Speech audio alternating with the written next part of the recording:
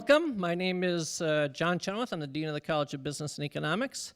I'd like to welcome our guests, faculty, emeriti faculty, Provost Elrod, and everyone else who could join us for this historic event today, and at least in our lives and in our candidate's life, I think, a historical event. And just wanted to provide a bit of a context for you if you're sort of just showing up and aren't sure why we're here and what's going on and why this is historical for us. So this is our first defense of a doctoral student presenting their dissertation.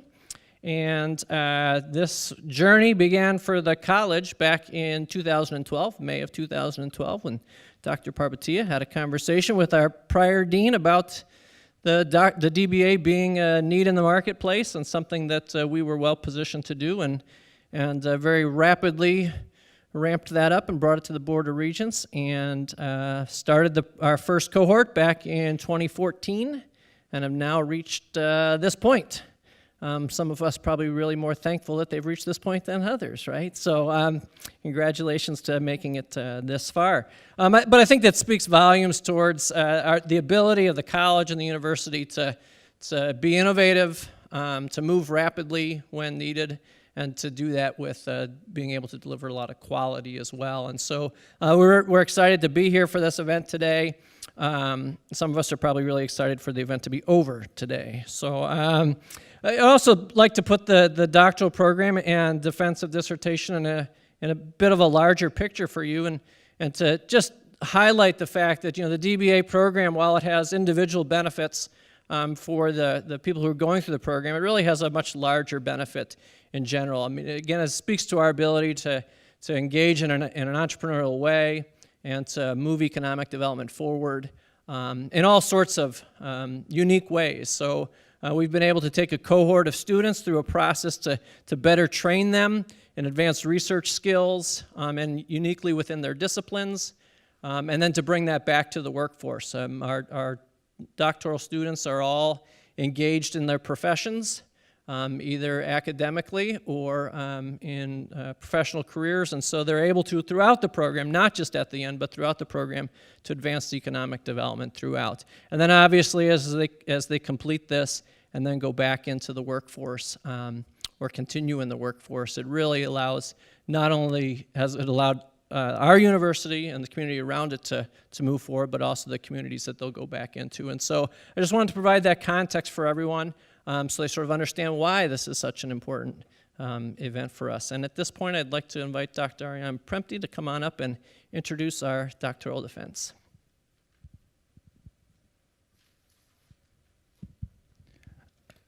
Thank you, everybody, for coming to his historic event. I just wanted to say a few words. It's been a pleasure working with Stephen throughout this process. And I wanted to introduce myself and the committee member. I'm Ariane Prempty, Assistant Professor of Finance. We have Dr. Charles Pryor, his other committee member, and Dr. Garrett Smith. Again, thank you for coming to this historic event. Led to Stephen to present his dissertation, Credit Decisions and the Effect of Earnings Quality. I would ask you to please refrain any questions till the end of the presentation. At the end, the committee members will have the first attempt to ask any questions regarding the dissertation, and after that will be open to public. So without wasting any time, I think Stephen is ready. I'll let it to Stephen to present. Thank you.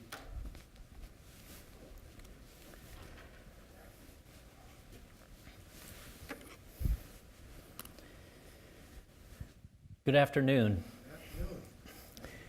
Thank you to everyone here for attending my dissertation defense, and I would also like to say thank you to those who are watching on Facebook today.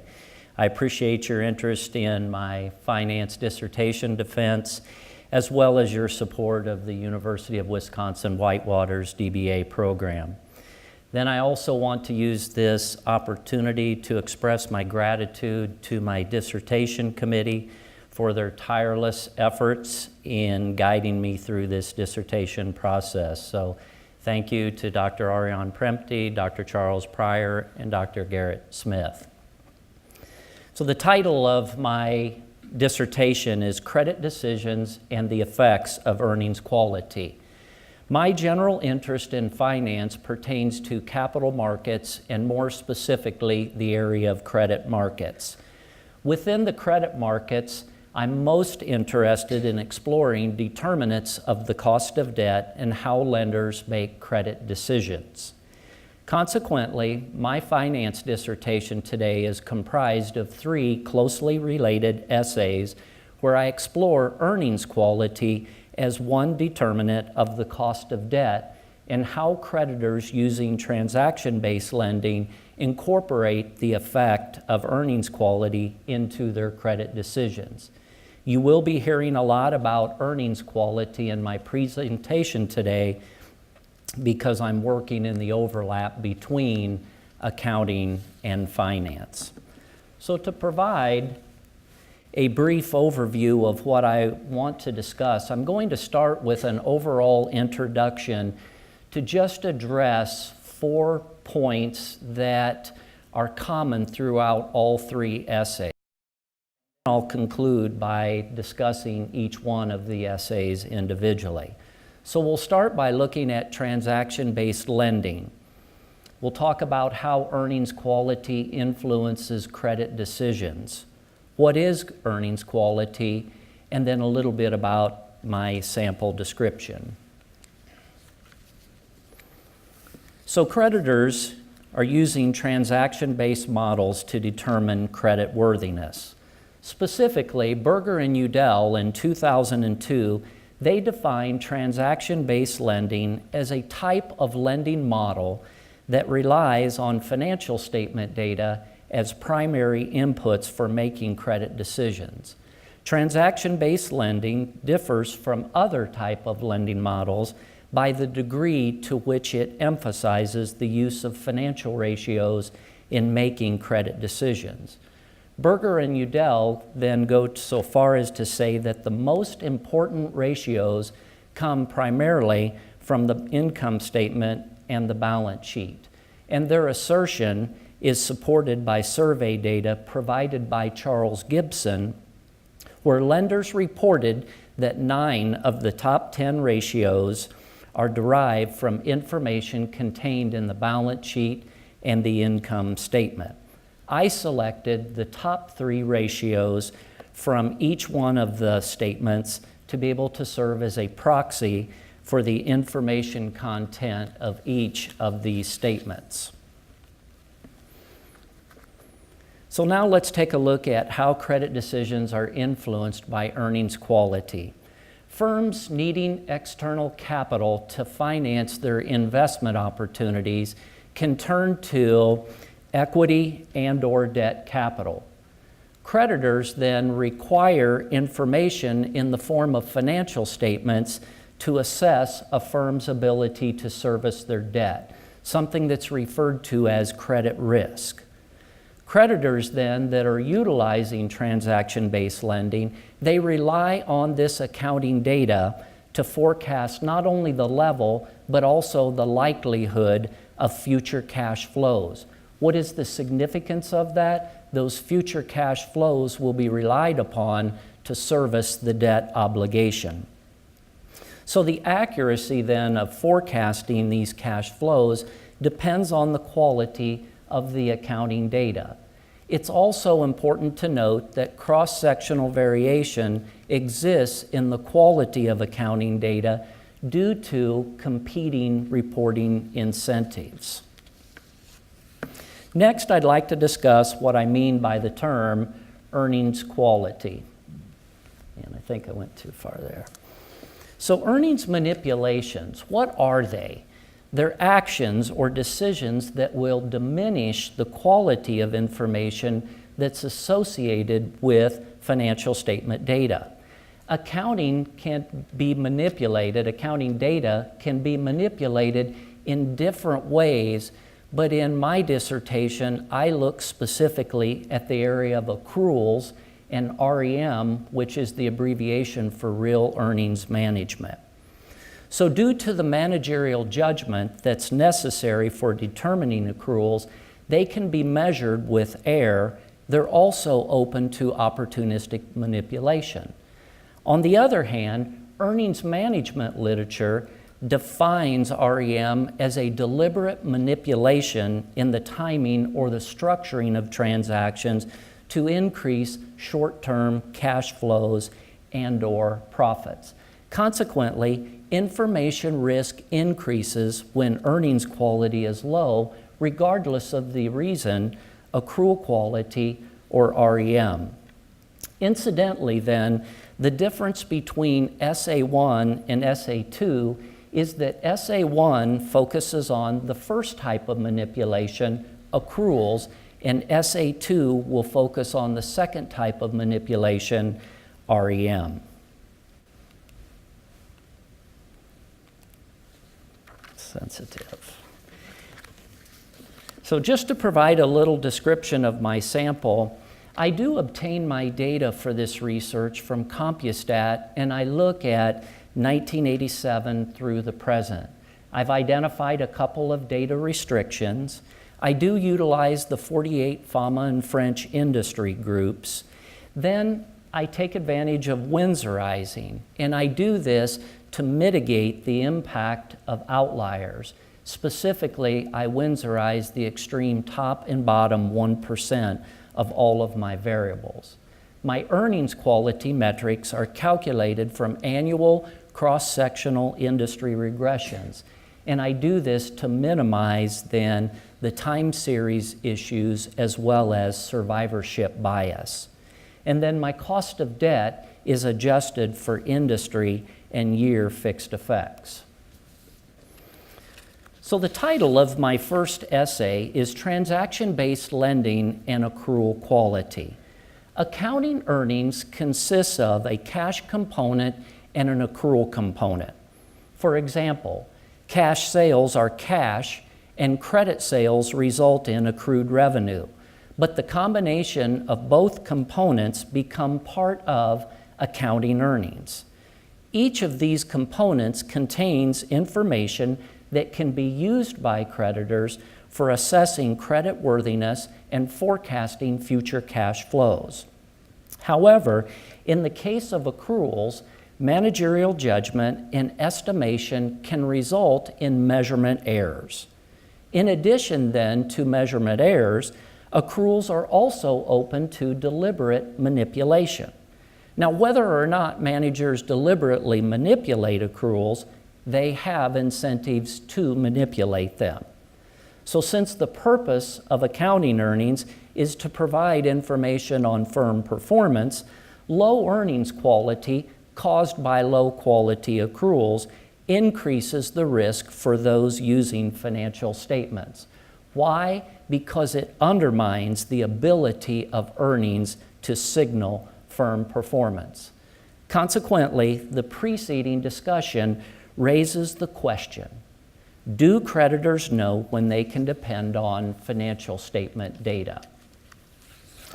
I developed then my hypotheses based on the knowledge that DeChow, 1994, demonstrated the value relevance of accounting accruals by using stock returns to show that accounting earnings are a better measure of firm performance than just cash flow from operations. Since earnings consists of cash flow from operations plus accruals, accruals contain important information about earnings. Francis, in 2005, used accrual quality as a proxy for information risk and found that when the accrual component of accounting earnings is of low quality, lenders price their debt to reflect the additional risk associated with low quality earnings. Now, whereas Francis used a broad cross-section of firms, Bahareth in 2008 used firms issuing new debt and found that lenders demand higher rates of interest when accrual quality is low, results comparable to Francis. Consequently then, if accrual quality is priced, the implication is that lenders recognize low accrual quality. Accordingly, then they must be aware of the consequences of using suspect financial data and then modify their use of the financial statement data when accrual quality is low. which leads me to my two hypotheses. So in H1, I predict that income statement ratios will have more incremental explanatory power for the cost of debt as accrual quality increases.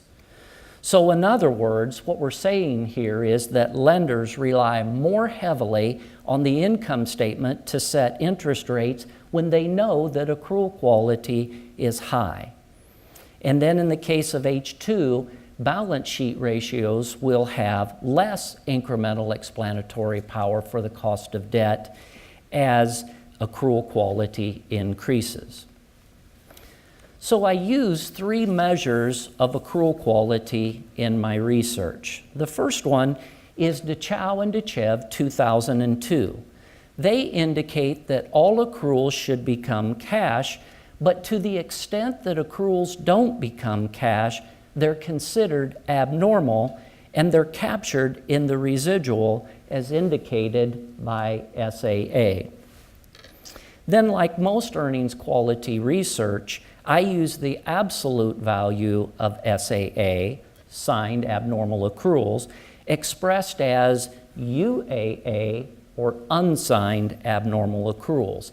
Here, the rationale is that the direction to which current accruals don't become future cash doesn't matter, only that they don't become cash. Now, in the case of TOE in 1998, we find that total current accruals are driven by changes in revenue. I use then the coefficients from line 1 to compute NCA, which is normal current accruals. And then the difference between total current accruals and normal current accruals, once again, is signed abnormal accruals. And here I take the absolute value of SAA again. Then the third measure of accrual quality that I make use of is the modified Jones model as researched by DeChow et al. In 1995. This model differs from the TOE model in a couple of different ways. First of all, total accruals is the dependent variable instead of current accruals. And secondly, the level of property, plant, and equipment is included as an explanatory variable for a firm's long-term accruals. Here, the modification for the modified Jones model is the computation of NA, which is normal accruals. So here, the coefficients then from line 1 are used to calculate normal accruals by multiplying them by firm-specific data. The difference between total accruals and normal accruals is signed abnormal accruals. So the measure of accrual quality here is based on UAA that ultimately ends up being reverse coded. And then finally, I follow Bharat 2008 by using principal components analysis to obtain a single parsimonious measure of accrual quality.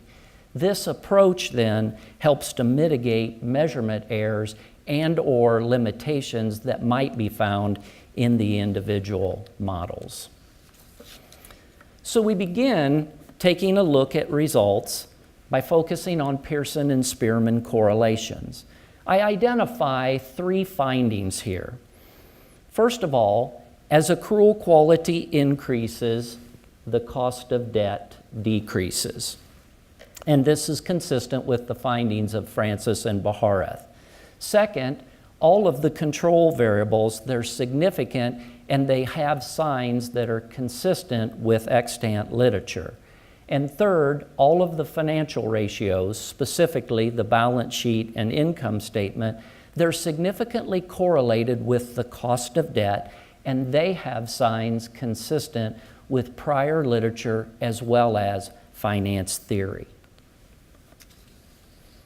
The descriptive statistics displayed in this table are derived from a sample of 12,646 firm years from 1987 through the present.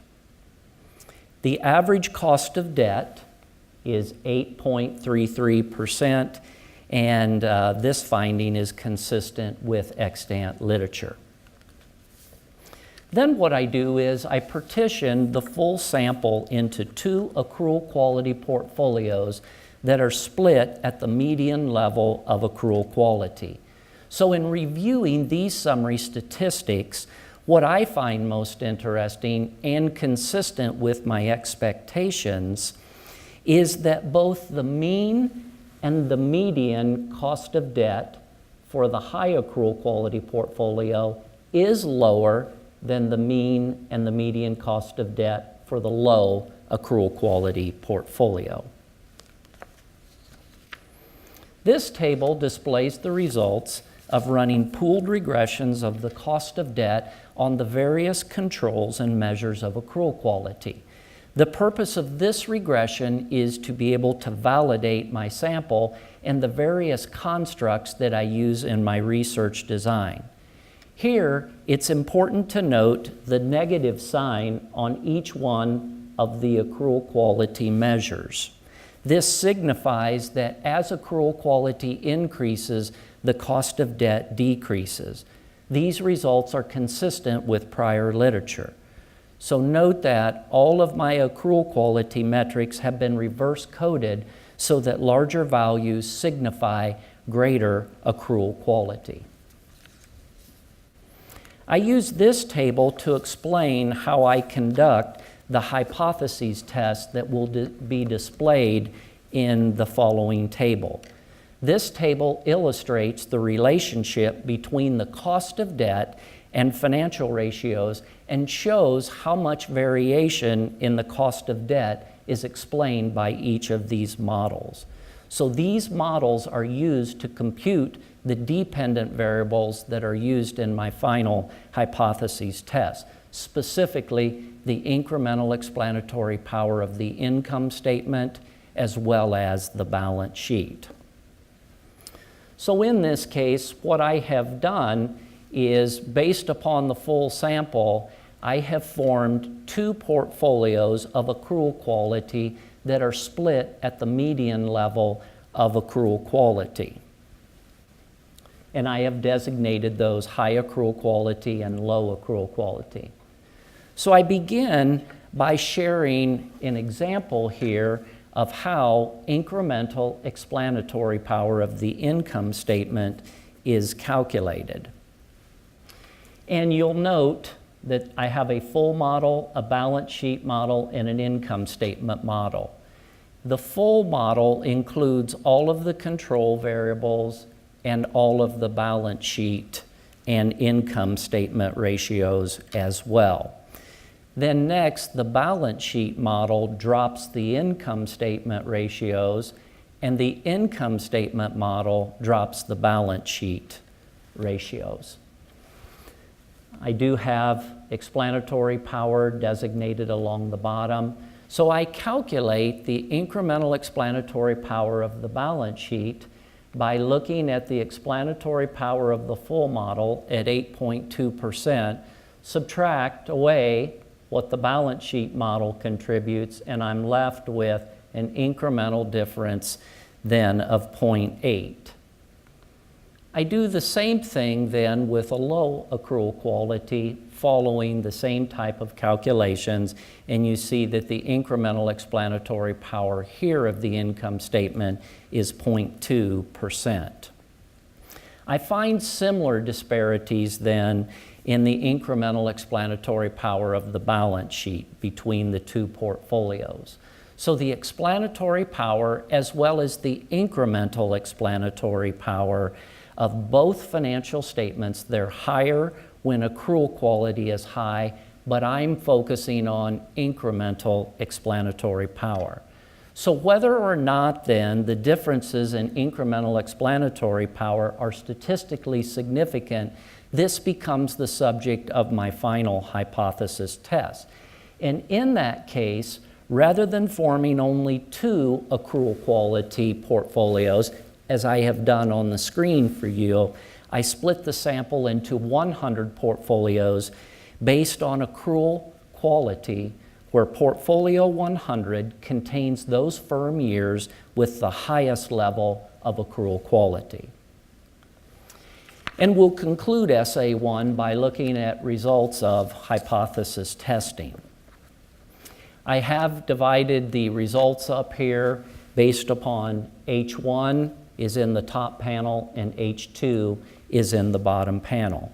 So I remind you that H1 predicts that income statement ratios will have more incremental explanatory power for the cost of debt as accrual quality increases.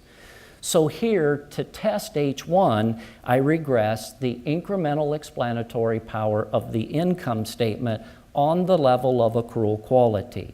I predict the sign on accrual quality to be positive, and in fact, actual results show that it is positive and significant at the 0.01 level. H1 is supported. This finding suggests that lenders are aware that the informational role of accounting is undermined by low accrual quality. In other words, lenders must realize that low quality accruals make financial statement ratios less informative and then alter their reliance on those ratios, which serve as primary inputs in the transaction-based lending models. So it appears that lenders will rely more on the income statement ratios to determine interest rates when accrual quality is high, and they'll rely on them less when accrual quality is low. H2 then predicts that balance sheet ratios will have less incremental explanatory power for the cost of debt as accrual quality increases. To test H2, I regress the incremental explanatory power of the balance sheet on the level of accrual quality. I predict the sign on accrual quality to be negative, but actual results reveal that the coefficient is not statistically different from 0. H2 is not supported. On average, lenders do not regard the balance sheet as being any more or less useful in the face of low quality earnings. Essay 2 is entitled Transaction-Based Lending and Real Earnings Management. In this essay, the earnings quality metrics that I use, specifically REM, or Real Earnings Management, they're different from the accrual quality metrics that I use in Essay 1. Essay 1 looks at the manipulation of accruals, whereas Essay 2 looks at REM manipulations. 2012 finds that both methods of manipulations can be used as substitutes for one another. It's important to conduct an independent examination of each form of earnings manipulation. So I remind you that accounting earnings include a cash component and an accrual component, and that REM manipulations can affect either or both components.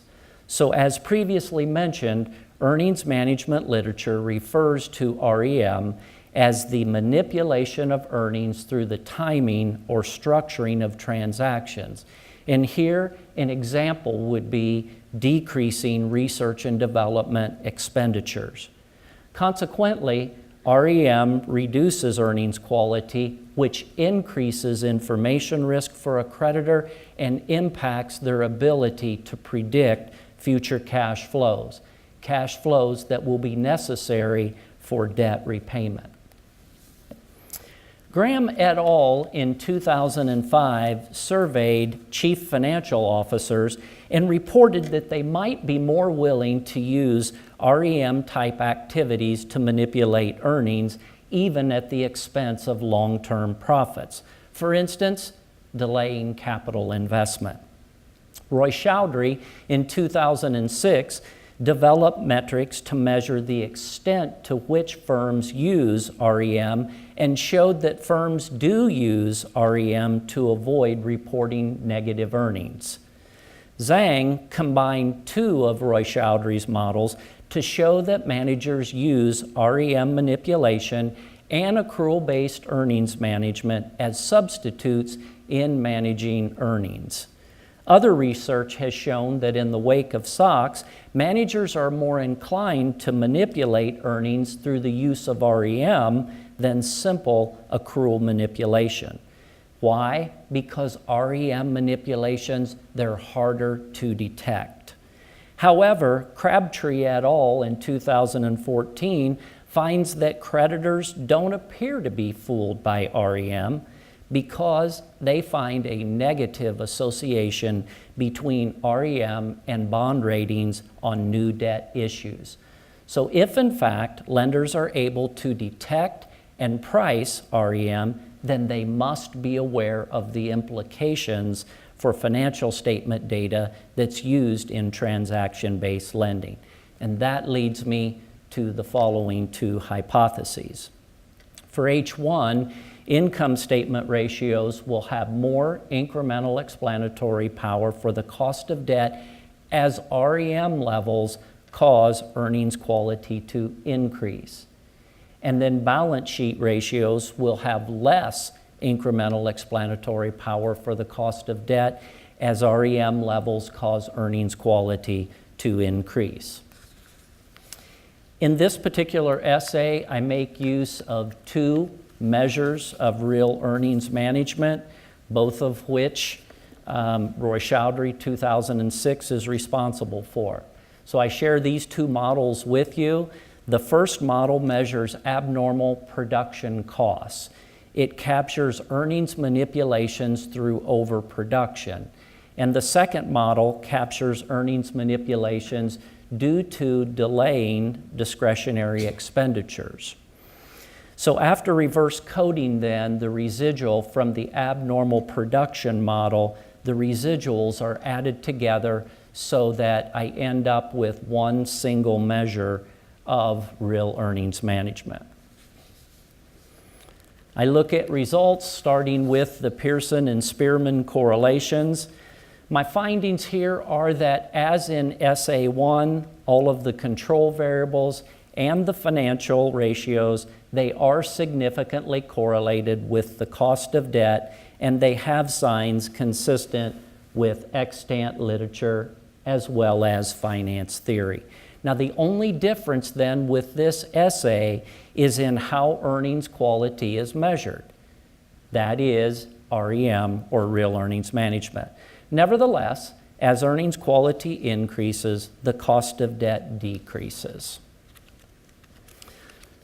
Then the descriptive statistics that you see on the screen, these are derived from a sample here of 11,678 firm years from 1987 through the present.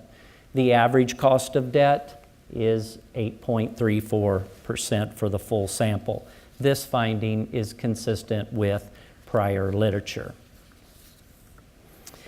Then, as in SA1, here I partition the full sample into two earnings quality portfolios that are split at the median level of REM.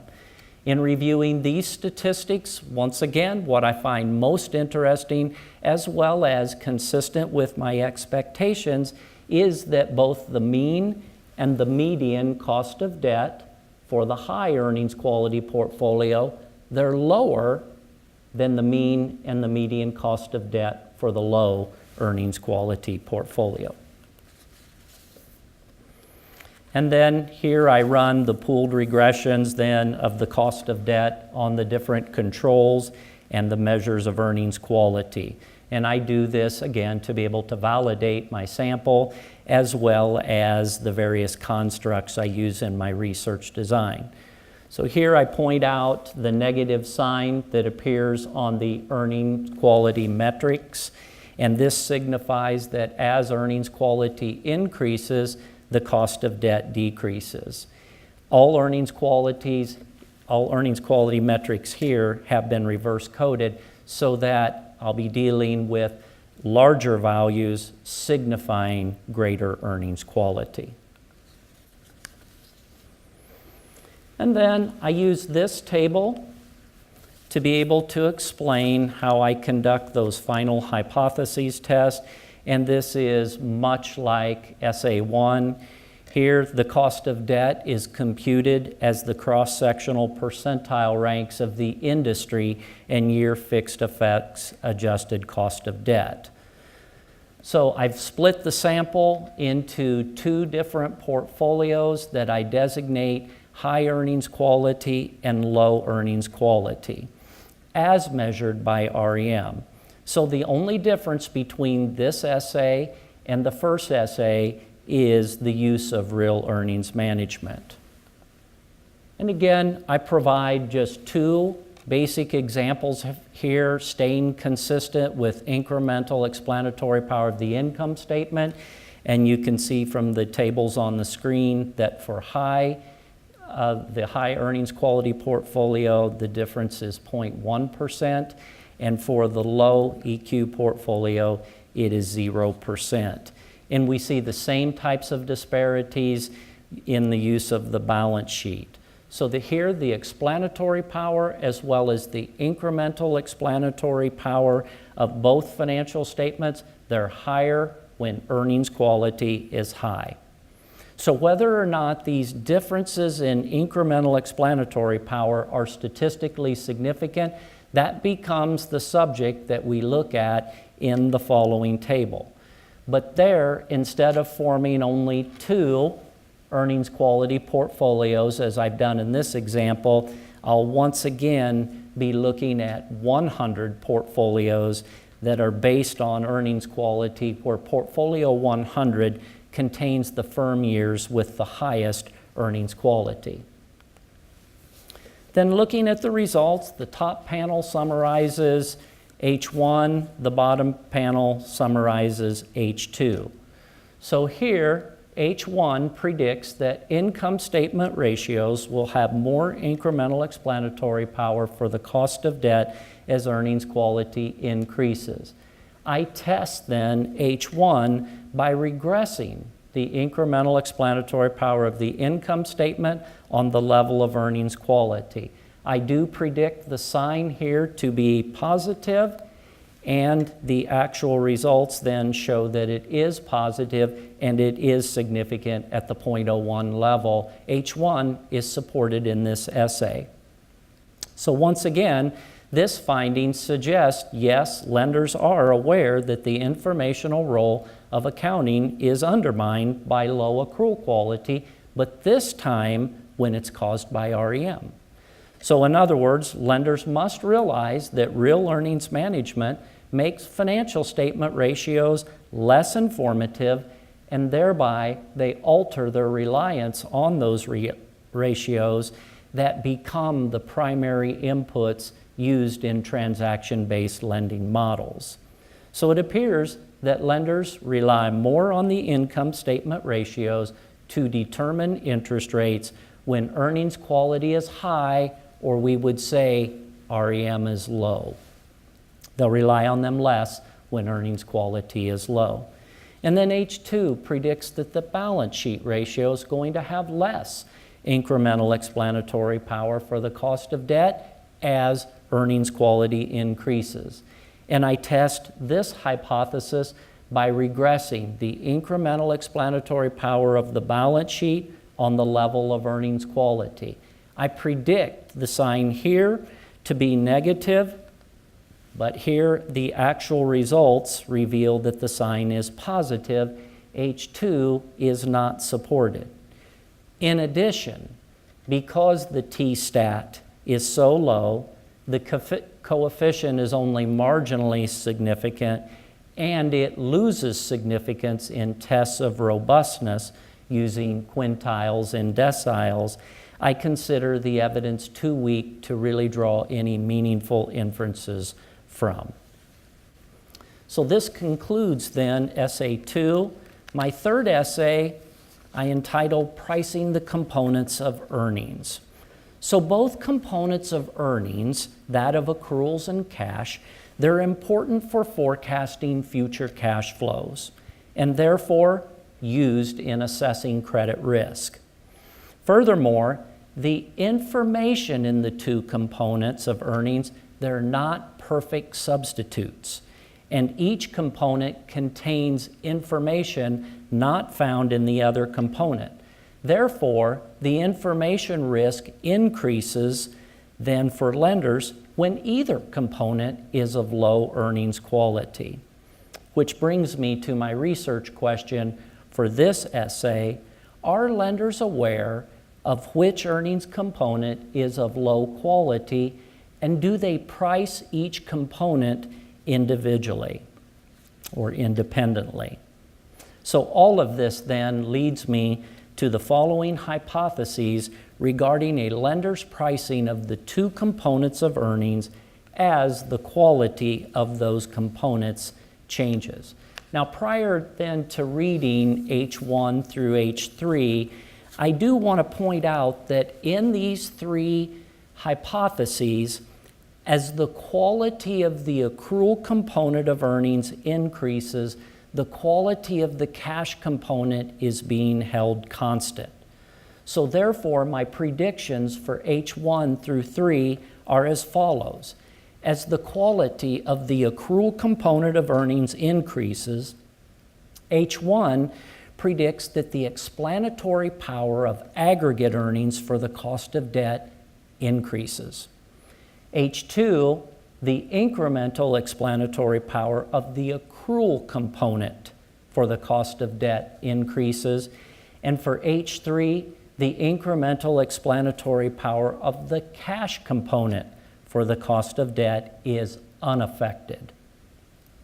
Then looking at hypotheses 4 through 6, here I want to point out that as the quality of the cash component of earnings increases, the quality of the accrual component is held constant. So my predictions for H4 through H6 are as follows. As the quality of the cash component of earnings increases, H4 says the explanatory power of aggregate earnings for the cost of debt increases. And in H5, the incremental explanatory power of the accrual component for the cost of debt is unaffected. And in H6, the incremental explanatory power of the cash component for the cost of debt increases.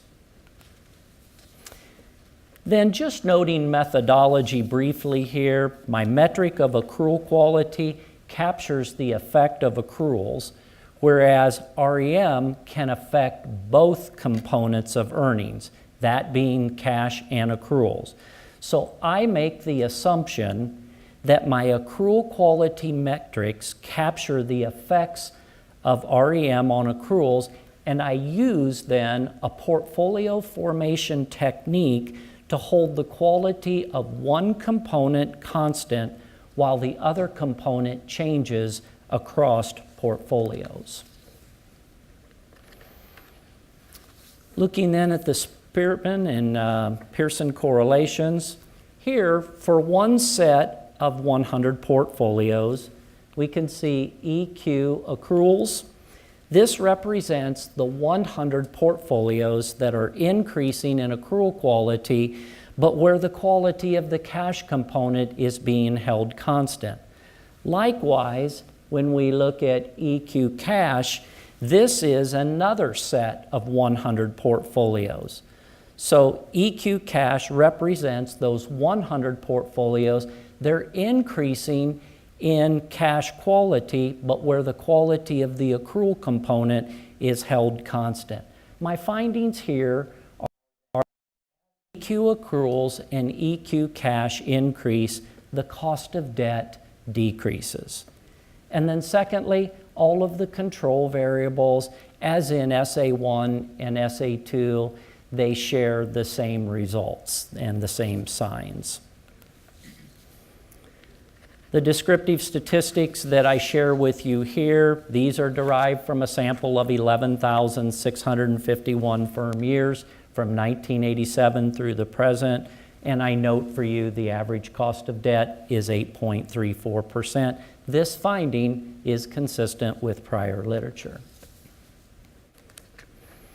So in this table, this is the results of running pooled regressions, and here you can see that in one of the portfolios here, that as the quality of the accrual component increases, the cost of debt decreases where the quality of accruals is significant at the 0.01 level.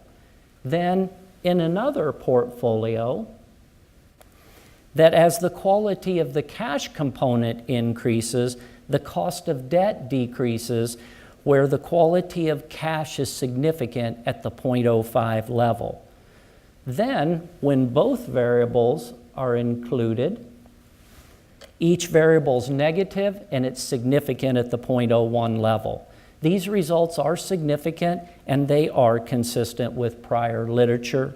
All earnings quality here have been reverse coded so that larger values signify greater earnings quality. In this particular table then, I have all of the earnings variables. They are scaled by lagged assets. So in this table, what I'll be illustrating for you is the calculation of the dependent variables that will be used to test H1 through H3. So for purposes of illustration then, I split the full sample into 5 portfolios of firm years, increasing in accrual quality, but equivalent in the quality of the cash component of earnings. Specifically then, the 5th quintile is represented as high accrual quality, and the 1st quintile is represented as low accrual quality. So for comparison purposes, what you see on the slide, these are regression results for the portfolios of lowest and highest accrual quality. Remember that H1 is predicting that the explanatory power for aggregate earnings for the cost of debt increases in accrual quality. And by explanatory power, I'm referring to R square. So R square from total earnings in the high accrual quality portfolio is significantly different than R square from total earnings in the low accrual quality portfolio. And we see the 6.9 versus the 4.6. In testing H1 then, what I'm looking to see is if there is a statistically significant linear increase in the explanatory power across 100 portfolios rather than 5. And as I have demonstrated, a preliminary comparison here would suggest that the explanatory power of aggregate earnings is increasing in accrual quality. The dependent variables in tests of H2 and H3 are the incremental explanatory power of the accrual component and the cash component respectively. Here, H2 predicts that the incremental explanatory power of the accrual component for the cost of debt increases in accrual quality. And a preliminary peek here reveals that the incremental explanatory power of the accrual component, we could see at 0.3, is increasing in accrual quality. So we have 0 in the low accrual quality portfolio. And then H3 predicts that the incremental explanatory power of the cash component for the cost of debt will be unaffected by changes in the quality of accruals. And since I've designed the portfolios so in order to hold the quality of the cash component constant, here I don't expect to see a change across the accrual quality portfolios. And you can see, based upon the tables displayed here, that in fact the incremental explanatory power of cash remains the same, whether it's in the high accrual quality portfolio or the low accrual quality portfolio.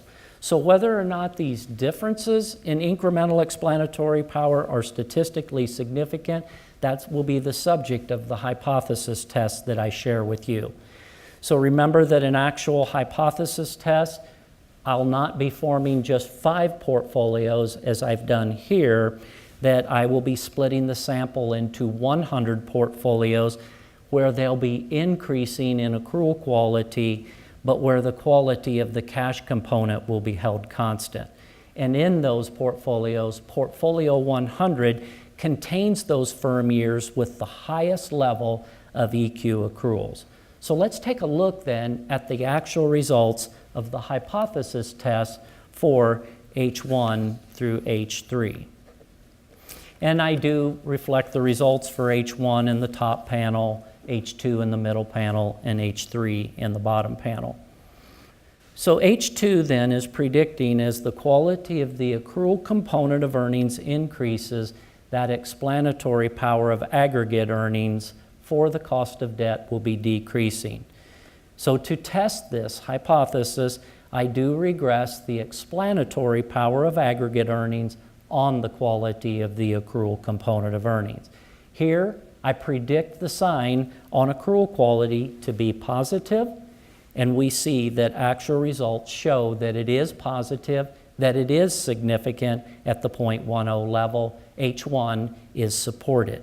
This finding suggests then that lenders do rely more on aggregate earnings for setting interest rates when accrual quality is high. And then H2 predicts that as the quality of the accrual component of earnings increases, the incremental explanatory power of the accrual component of earnings for that cost of debt decreases. So I test H2 by regressing the incremental explanatory power of the accrual component on the quality of the accrual component of earnings. I predict the sign here to be positive, but the coefficient is not statistically different from 0 using percentiles. However, the coefficient is significant using portfolios that are based on quintile and decile ranks of accrual quality. This finding then suggests that lenders rely more on the unique information in the accrual component of earnings for setting interest rates when accrual quality is high. So H2 is supported in robustness tests. And then for H3, remember that in putting together these portfolios, I held the quality of the cash component of earnings, it's constant. Therefore, my a priori expectation was that the incremental explanatory power of this component would also be constant, because if it wasn't constant, this would suggest that lenders might be mispricing the cash component of earnings in response to changes in accrual quality. So therefore, in my tests of H3, I did not predict a sign on the coefficient because I didn't expect to reject the null. And my results, they're consistent with my expectation. So this suggests that any unique information in the cash component of earnings is not any more or less useful for setting interest rates when accrual quality is high. So let's look at this in summary. Overall, these results suggest that as accrual quality increases, lenders place more dependence on aggregate earnings for setting interest rates, but that effect is driven by an increased reliance on the accrual component of earnings. Furthermore, changes in the quality of the accrual component does not seem to impact lender reliance on the cash component for setting interest rates.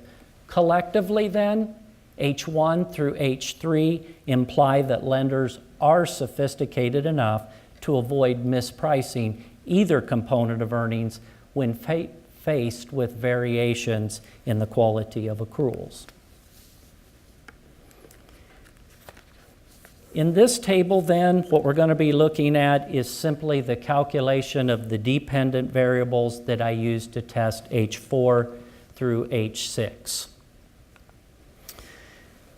For purposes of illustration then, I'm splitting the full sample as I did previously. I'm putting it into 5 portfolios of firm years. But this time, they'll be increasing in cash quality, but equivalent in the quality of the accrual component of earnings.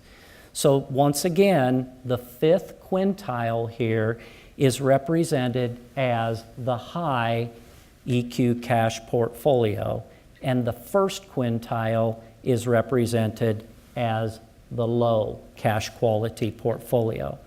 So a simple visual inspection here of the explanatory power from total earnings in the high cash quality portfolio, we can see it's 6.7. In the low side, it's 4.7. It is significantly greater here. So this suggests that the explanatory power of aggregate earnings is increasing in cash quality. And then the dependent variables in tests of H5 and H6, these become the incremental explanatory power of the accrual component and the cash component respectively. So regarding H5, which is in the top table, it shows that the incremental explanatory power of the accrual component in both the high cash quality and the low cash quality portfolios, it's the same as would be expected. In the case of H6, a preliminary look reveals that the incremental explanatory power of the cash component is increasing, so 0.1 versus 0. So whether or not these differences are statistically significant, we save that for final hypothesis testing. And as we move to then the actual testing, here again, instead of forming 5 portfolios, of which I have shown 2 for you, I will be splitting the sample into 100 portfolios. These 100 portfolios, they will be increasing in cash quality, but here the quality of the accrual component will be held constant. And portfolio 100, in that case, contains those firm years with the highest level of EQ cash. So we'll proceed to looking at the results of H4 and H6, and that will be when I'll be concluding SA3. So H4 predicts that as the quality of the cash component of earnings increases, the explanatory power of aggregate earnings for the cost of debt increases. So here I test H4 by regressing the explanatory power from aggregate earnings on the quality of the cash component of earnings. I predict the sign here to be positive. However, actual results show that the coefficient on aggregate earnings is significant, but the sign is opposite of my expectation. H4 is not supported.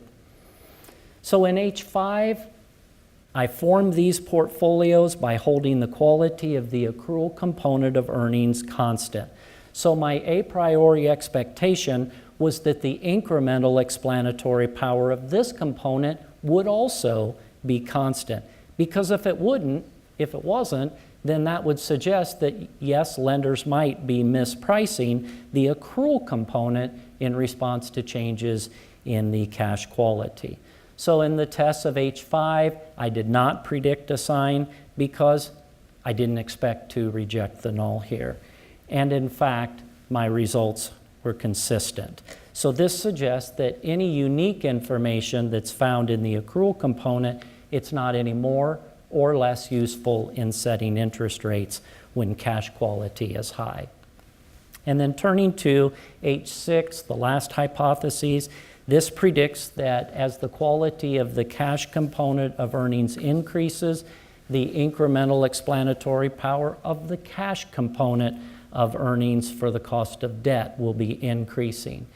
And in this final test, I regress the incremental explanatory power of the cash component on the quality of the cash component of earnings.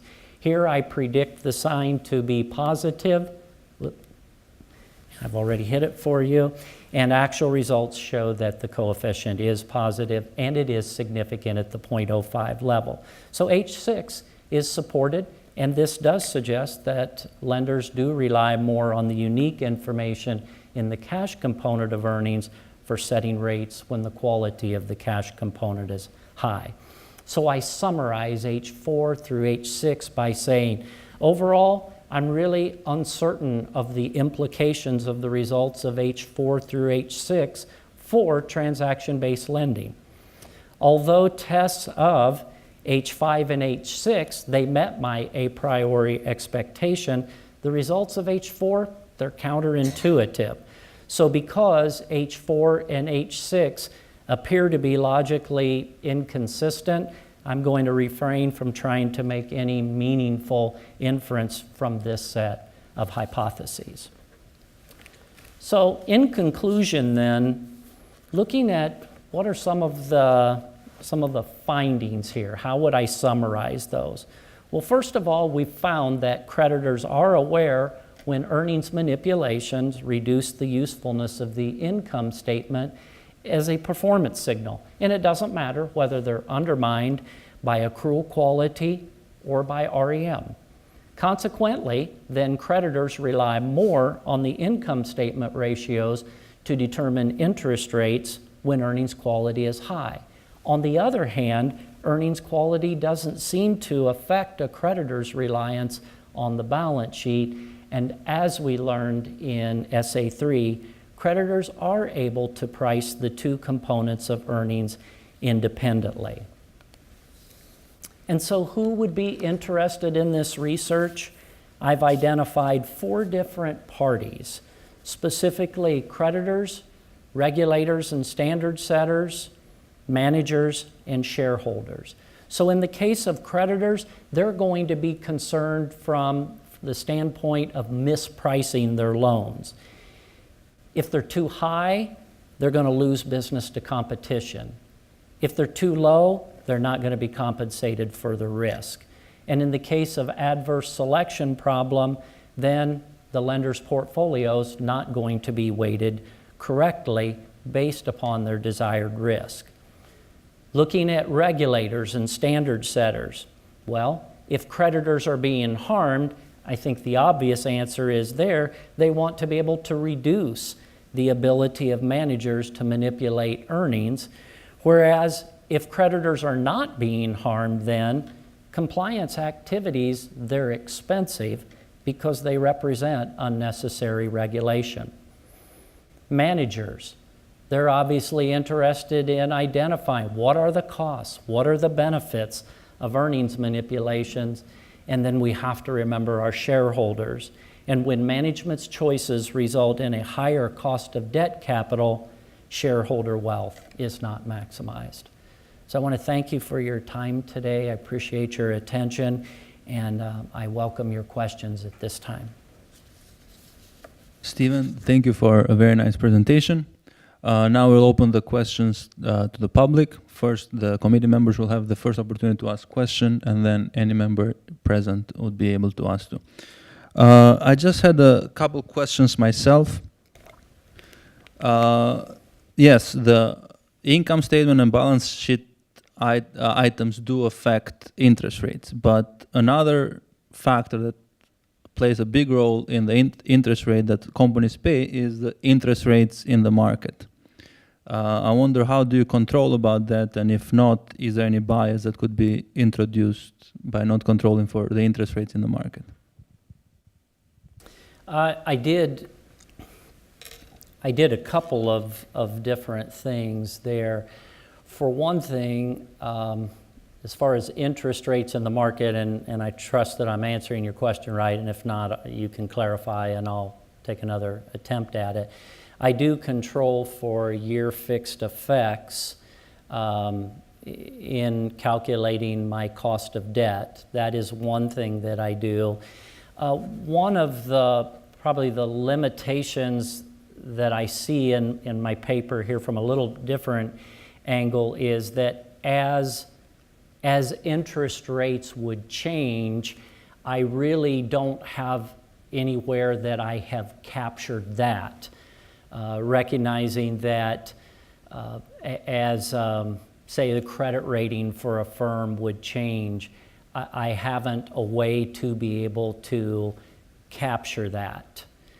So that is something that I've looked at as being able to see what other data might be available so that I could capture that particular change that occurs. But I did not find that information in CompuStat, and it wasn't something that I necessarily had an appetite to be able to hand collect, but I do recognize it as a limitation. Did I properly answer your question? Yeah, I think even that the fixed effect, I think they should capture the Okay. majority of that. Another question I had was in relation to the sample size. You mentioned the data set starts in 1987, I believe. Yes. So from 1987 till about 2016, that's about 30 years. And the data points that you had firm years is about 26,000. So that leaves less than 1,000 firms per year on average. CompuStat has about 4,000 to 5,000 companies listed with data. I was wondering, so what causes the data to be lower than the firms covered by CompuStat? And is there any major driver that causes this reduction in sample? And if there is any potential bias that could be caused by that? Would you mind summarizing that Right, a so little bit for me, please? If you have 30 years of data, Yes. and CompuStat is about 4,000 firms, so 30 times 4,000, we should have about 120,000 firm years. Okay. But your sample is about 26,000 Mhm. firm years. So what causes What causes the sample reduction? Yeah, Is there a lack of data in some firms, or? it's possible. Back in my, talking about my sample description here, my data restrictions, firms had to have data available for computing all of the variables. And I did look at industry groups represented by at least 20 firms. That would be having that data, because what I found very interesting in cases where I was actually combing through some of that data, how infrequent at times that data was not there as I had expected that it might be. But that would be my answer, is that they had to have that data available. Okay. All right. Charles, do you have any other questions? Steve, you've got any insight at all into what the economic significance of what is the differential in the interest rate maybe between those earnings quality portfolios? Yeah, that's a great question. I appreciate you asking that, because I needed that answer myself, actually, as I started looking at some of my results, and I saw some of these incremental explanatory powers, they were very, very small, and I wondered, what is it that I am doing for the practitioner world, so to speak? So what I did was, I went in and actually looked at the difference in the average cost of debt between the 100th portfolio and the first portfolio, because I wanted to get an idea, what kind of a swing do I have there in interest rate? And I actually found it's a 3.5% difference between portfolio 100 to the first portfolio. And then I went into my sample and looked to see what would be the average level of interest-bearing debt, and I found that to be $500 million. And just by doing that calculation, that amounts to $17.5 million in interest each and every year. So that, does that answer, is that kind of what you're looking for? Because that's what I identified as some of those economic implications. And I'm not sure, Garrett, was that maybe even a question you had brought maybe to my attention at some point? Sort of. I actually think the bigger point, at least for me, when you're talking about economic significance in your third essay, is if you go to the preliminary, single model, you can see that the coefficient on cash is about 10 times that of earnings quality. And then if you look at the standard deviation of your cash versus accrual quality component, you can get an estimate about what that means as far as a cost. Okay, And that's something that I actually was hoping that you would put in to the paper, but okay. Yeah. Okay. are you? Charles, did you have another question? Okay. So I have just a couple questions. You know, some of this I've already written into what you should have received from my referee report, but then a few others. So in all of your first stage regressions, when you're computing the R-squared to get your R-squared differential, those initially are starting rather low. It's between 6 to about 9%. Again, just from the even the sample that you had in your presentation. So that kind of points to the fact that there could be some very large things missing. And we talked about this a little bit before. One thing that I think you could put in as a control to help that is the level of financial constraint of the firm prior to their credit. So financial constraint is something that's pretty commonly measured in the finance literature. And you can build a proxy for this.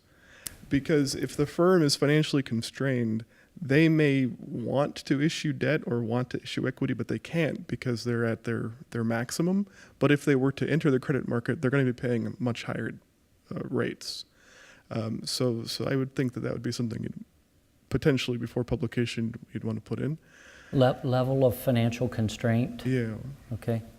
And then so another question that I had, and I think I've asked this before, and every time I think I understand, I always, so it even kind of comes back to here. So when you're talking about cost of debt, what cost is that exactly?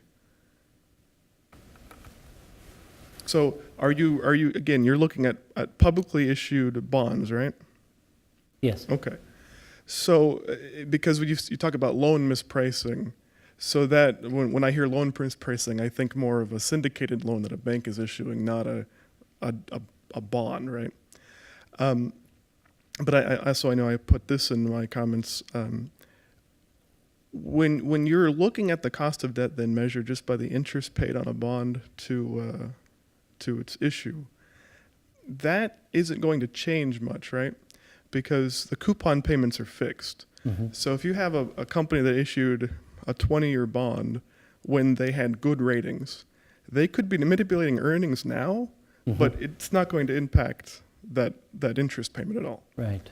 So what I think you really need to do to get more robust results is you really need to use yield to maturity, or there's a paper by Shumway in 2003. It's a Journal of Business paper. It's a paper that goes through how you can estimate the real cost of debt in a security as opposed to using just the interest payments. So I think that's something that, again, not for the dissertation, but for publication, you might really want to consider. And then lastly, another thing that's... Can I ask, where would that data be available? Do you know? Well, the Shumway, it uses a Merton model to estimate the cost of debt. It's a Shumway 2003. It's a Journal of Business paper. It's a model of, so again, you're estimating, but at least you're getting closer to the probably true market rate, as opposed to something that might be very stale. And then so the other thing that's kind of bothered me with the methodology is, and it kind of ties into what Ariane asked earlier about your sample size. So in your first stage regression, you have between 11 to about 12,000 firms, depending on if you're in the real earnings management or the accrual management. So then if you start and you make 100 portfolios of that, so we'll just say 12,600 over 100. So you're looking at about 125 firm years. Do you know what the average length in firm years for your corporations are in your sample? I don't. Okay. Not that comes to my mind. Okay. Because I might be wrong, but in the back of my head, what might end up happening too when you're getting down to that granularity. So if you have 126 firm years per portfolio, And with most of those companies, especially with the restrictions you've put on it, are probably going to be in your sample at least 10 or 15 years. So you might actually only have in all of those portfolios 4 or 5 companies, especially if the company, especially if you're using kind of old debt. So you might not have a lot of variation actually in your portfolio, that you have 29 years of GE in one portfolio, and then you have 48 years of Ford or something. So that was going to, I think, perhaps play a little bit with what you're seeing as a potential. Okay. So that's it. I'm sorry if I've gone along either. Oh, thank you. Thank you. And do you have any questions from the audience?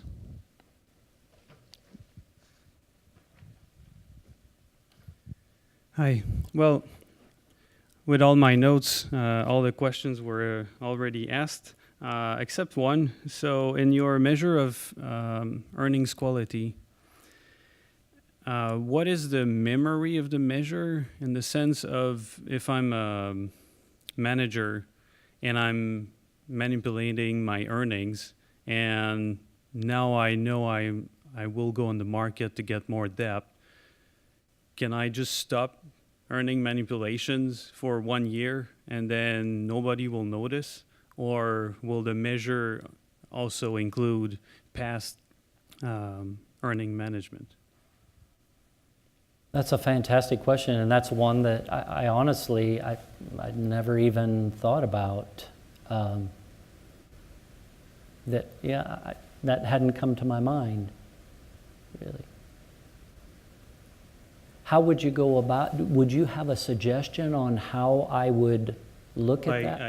I'm not aware really of that literature, and you explain a little bit your measure of earnings quality. Yeah. And it's there, the variables that you have, are they just current variables, or they also include lagged variables?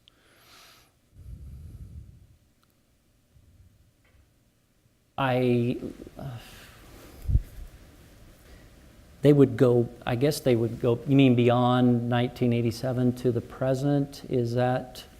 Well, you have a measure of earnings quality every year, or is that for the whole It would be every year. every year? Yes, it would be every year. Just a curiosity, maybe it's possible for someone to just stop manipulating for Yeah. 1 year and then go on the market. Yeah. I follow what you're saying. It's nothing that I had given a thought to, but that's a really good point. Just to interfere a bit, and maybe the accounting faculty can back me up on this. I think it's not as easy to stop manipulating earnings, because if you've manipulated earnings a little bit, those earnings that you, let's say you've reported higher earnings, those have to be borrowed from some period, okay? Either from the past earnings or future earnings. So if you're reporting high and it just stopped, then the next earning would be artificially low, because you have borrowed those earnings. So I think it will show a big standard deviation of earnings. So I think maybe the accountant has a different idea, but I think... That's true. That's why it actually uses the absolute value, because if you inflate earnings artificially high in one period, the very next period, those accruals are going to reverse, and so you'd have abnormally low levels of accruals. You could sustain them longer than one period, but current accruals are mostly going to reverse if you don't want people to notice. I mean, if the objective is to escape detection, then the accrual should reverse, which is, so Steve uses the absolute value of those residuals to pick up in the event that a firm manipulated earnings 2 periods ago. So you manipulate earnings 1 period, you don't report on it until the next year, right? In the next year, well, credit decisions are made using financial statement data reported from 2 periods ago, right? So 2 periods ago, you may have had an abnormally high accrual. 1 period ago, it would show up, which is what Steve is using, is 1 period back. It may show up as an abnormally low accrual, right? It's not sustainable long-term, these kind of manipulations. And some of his metrics used lag variable, at least in the REM models. There was some change in sales, some growth variables, so it would have incorporated some lagged. Any other questions? I apologize. I do remember one other thing that I wanted to ask too, and it had to do with outside monitoring. So I remember in your proposal, I asked about, did you look into covenants? Because the covenants in particular bonds are going to influence their debt. And I remember, I think you said you hadn't. Yeah. But another thing that you did you look at outside monitoring?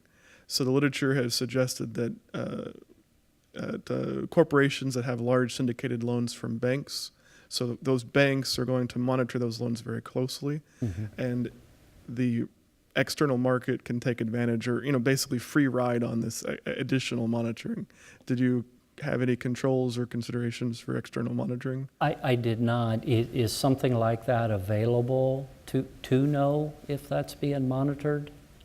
Well, you could go through and you could see if a company has syndicated loans, and then if they have them, do they have any syndicated loans in of high quality? And that's going to be subjective, but does it seem as if these syndicated loans are so high that banks are going to make sure that they stay up on the company? Right. Yeah, I did not. I did not look at that. I was trying to think. I think I scanned through like what data might be available, some of the different inputs that you could get, but it wasn't anything that I remember seeing on there. So. Steve, you could also see the same kind of free rider issue, concentration of stock ownership. So, and I'm not sure what database that's available in, but a concentration, if you've got big pension funds invested in stock, you can get some free riding, believing that these institutional investors will monitor what the firm is doing, and therefore it's safer to invest in the firm. Okay. Incidentally, Steve's cost of debt was not limited to bonds. It was all interest-bearing debt. Okay, From and Compustat. that's why I kind of, even reading it. So it bonds may seemed be as if- dominant, but Right. but it was all interest-bearing debt. It was total interest. That was the Compustat items that he pulled. Okay, right.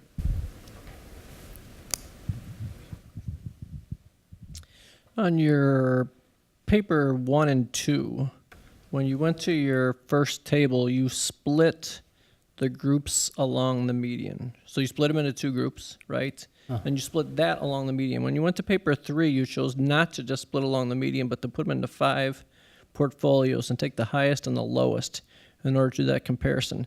What's the rationale for doing that in paper 3 when you chose the other method in paper 1 and 2? I asked him.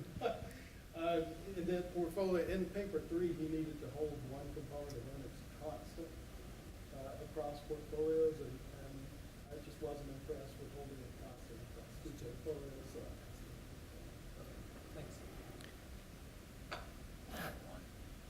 Thanks. So fabulous job. And in terms of this discrepancy between the sample, I'm thinking when you go out to publish this, you think there will be issues? I mean, what would happen with looking at the data that you were not able to use? Because if you're using only 10% of what's available, although some things are missing, are there some techniques where you can impute averages for the missing data and so on?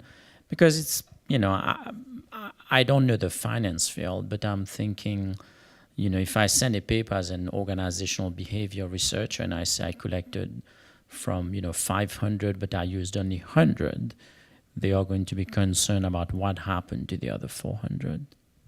Mm-hmm. I don't know from experts in the field, but, So, I don't know what's it's like in current literature. Do you know No. that compute the accrual quality and REM? Do you know their sample size? I mean, that's one way to check it, right? I- You can just see if that's common in the literature, then it's not an issue. But if there's discrepancy, then something is wrong with your sample size. Yeah. No, actually, as I recall, I think that it was comparable. Honestly, it's been a little while since I looked at some of those papers, but it seemed as if that what I was finding was comparable Yeah. as far as And sample I think size. they use a lot of variables to compute those variables. So, and accounting data, I think, they have quite a bit missing in there. So, but that's one way to confirm that. So I just wanted to add a couple things. Even though the sample might have been reduced from the full population of firms, I think the sample was still substantial. It was 26,000, so you can still make inferences. I was just curious what caused the difference. And checking with literature also might be limited because literature might look at a specific event. So say the firms that do an IPO or firms that do issue shares. So that might limit the population. So it's maybe not comparable. But just double checking the sample to see where the biggest reduction is coming, in which step, I think that would be a valid point. Okay. Any other questions? So you found a difference between those with high earnings quality and those with low in terms of the interest rate, right? That was established that you Yes. have that. Yes. In any given year, the number of creditors for these businesses, a relatively finite number of creditors. I mean, there's not that many of them in a given year. Have you asked any creditors about this? You know, what leads them? I mean, because it seemed like this would be extremely interesting to a creditor, right? I mean, have you just said, I mean, is there shopping of a loan to a company in the same way that I might want to shop for my car loan, or does that not happen? I would say that the pool is smaller.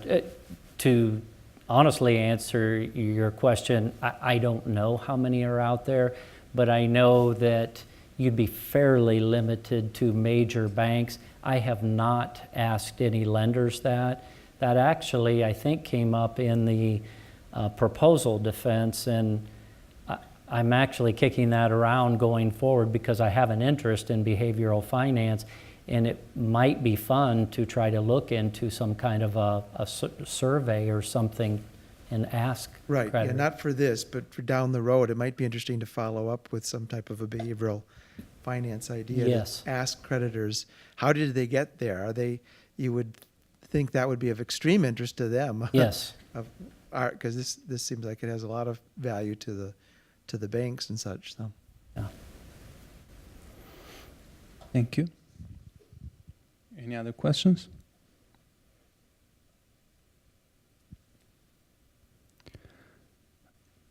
In absence of questions, we'll conclude the presentation here. The committee members will meet to decide whether Steve will be called a doctor today or whether should cancel any summer plans. Other than that, thank you for coming, and I enjoyed the presentation. Thank you. Thank you.